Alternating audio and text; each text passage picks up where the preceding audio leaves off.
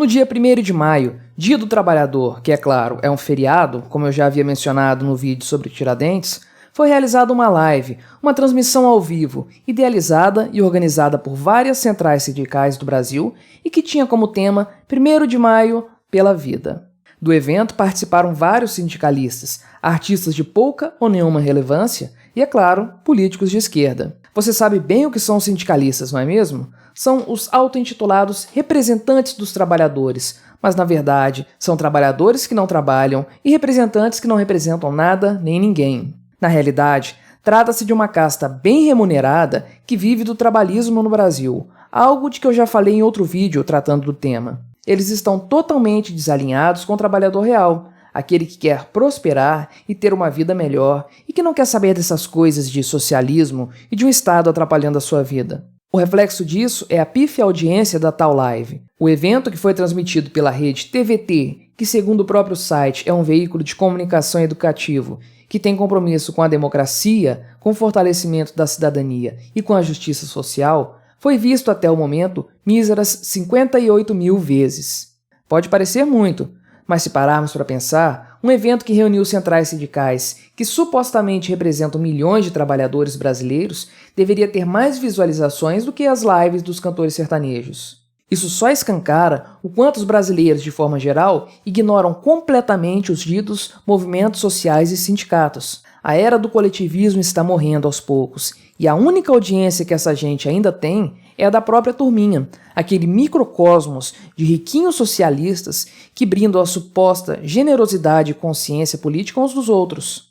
Agora, falando especificamente do que aconteceu nessa patética live que durou mais de 4 horas, teve de tudo um pouco, desde os trabalhadores que não trabalham, ou seja, os sindicalistas, falando daquele papo trabalhista antigo que tem cheiro de naftalina, passando por atores e cantores de pouca relevância que, via de regra, vestem a camisa do socialismo mesmo, e tendo como celebração máxima a participação dos mesmos velhos políticos de esquerda. Afinal, nesse caso, até os mais novos, como a Manuela Dávila, se parecem com velhos.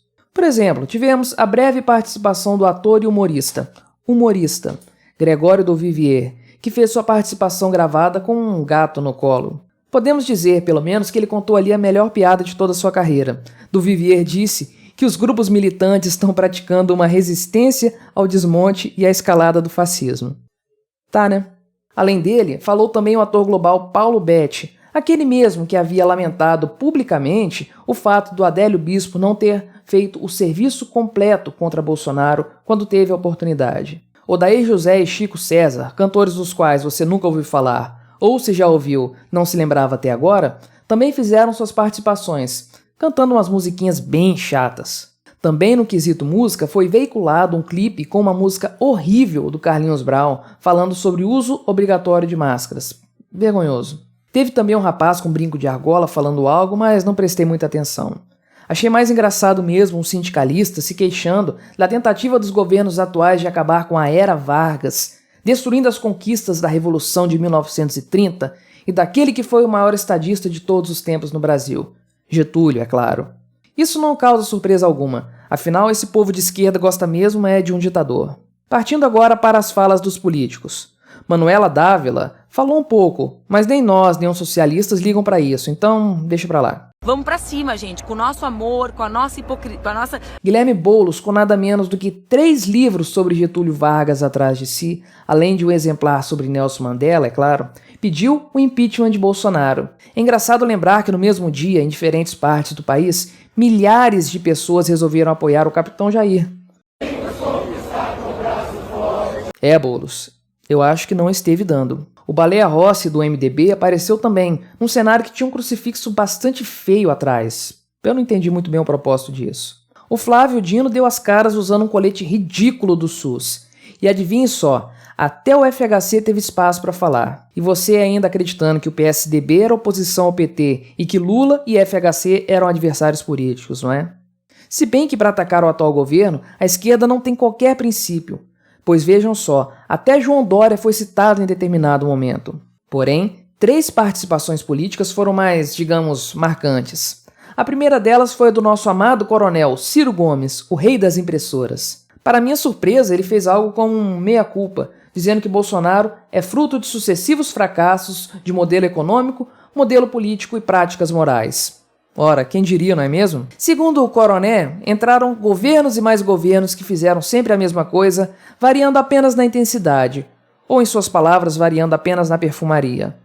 Surpreendente, eu diria. Já a fala de Dilma Rousseff foi um pouco decepcionante, na minha opinião. O discurso dela foi preparadinho e tudo mais, só que ela lê muito mal o teleprompter. No geral, foi uma decepção, ela não falou nenhuma abobrinha. Saudades da Dilma falando de improviso. A ex-presidenta falou sobre neoliberalismo, fascismo, genocídio e essas coisas que não fazem muito sentido. E é claro, o líder máximo da esquerda brasileira, o quase candidato para 2022, Luiz Inácio Lula da Silva, não podia deixar de dar as caras. Lula falando no Dia do Trabalhador é dose, precisamos concordar. Dessa vez, e talvez numa tentativa de se modernizar, o Molusco resolveu atacar os aplicativos de caronas. E como era de se esperar, Lula falou da Operação Lava Jato, de Sérgio Moro e dos procuradores federais, numa evidente tentativa de limpar a própria imagem cagada. Para falar a verdade, eu não me surpreenderia se em algum momento aparecesse uma fala do golpista Temer. A melhor parte da live, com certeza, foi o minuto de silêncio que foi feito em homenagem às vítimas da doença que você sabe qual é. Se você quiser assistir a algum trecho do evento, recomendo inclusive que assista a ele. 1 minuto sem nenhum esquerdista falando no seu ouvido é algo digno de menção. No final da live teve uma moça tocando sanfona, até bem com uma voz bem bonitinha. Se a live tivesse sido só isso, acho que eu teria até assistido um pouquinho mais. No fim das contas, todo esse evento foi uma mera reafirmação daquela conversa antiga e antiquada dos socialistas, no que tange à área trabalhista.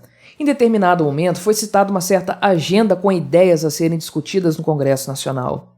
Entre os principais pontos estaria uma tal reforma tributária solidária, os direitos trabalhistas e, olha que surpresa, a valorização dos sindicatos. Não dá para saber exatamente do que se tratam esses pontos, mas especialmente em relação ao último, a gente meio que pode imaginar, não é? Do começo ao fim do evento se pediu por mais Estado, mais intervenção do governo na esfera privada, mais estatismo puro e simples. Para esse povo, o governo é o grande motor da economia, e o papel de um presidente deve ser apontar a direção certa para que o povo brasileiro caminhe atrás dele, tal como Mao, o grande timoneiro do povo chinês. É por isso que sempre pedir mais Estado é pedir por socialismo.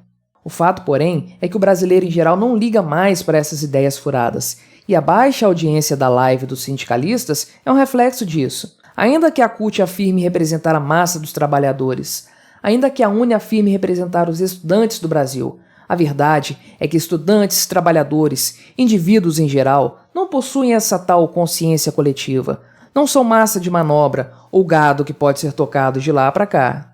O brasileiro tem tomado consciência cada vez mais de sua individualidade.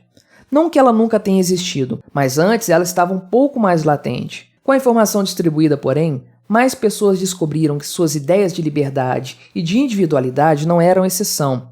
Não, essas pessoas descobriram que milhões de outros indivíduos pensam como elas. O fato de no dia 1º de maio, dia tipicamente vinculado às manifestações de cunho trabalhista, promovidas pelos sindicatos, nós termos visto as ruas do Brasil sendo inundadas por pessoas apoiando Bolsonaro, mostra apenas que a esquerda perdeu totalmente a narrativa. Ela ainda tem recursos, sim, e pode continuar por algum tempo falando para si própria, reunindo socialistas do Leblon, artistas globais, políticos de carreira e cantores sem muito talento. O povo trabalhador, porém, que é aquele que no final das contas banca tudo isso, não liga mais para esse discurso velho e vazio de sentido. O trabalhismo, o coletivismo e todos esses ismos estão morrendo. O brasileiro está aos poucos descobrindo a liberdade e, o que é mais importante, lutando por ela.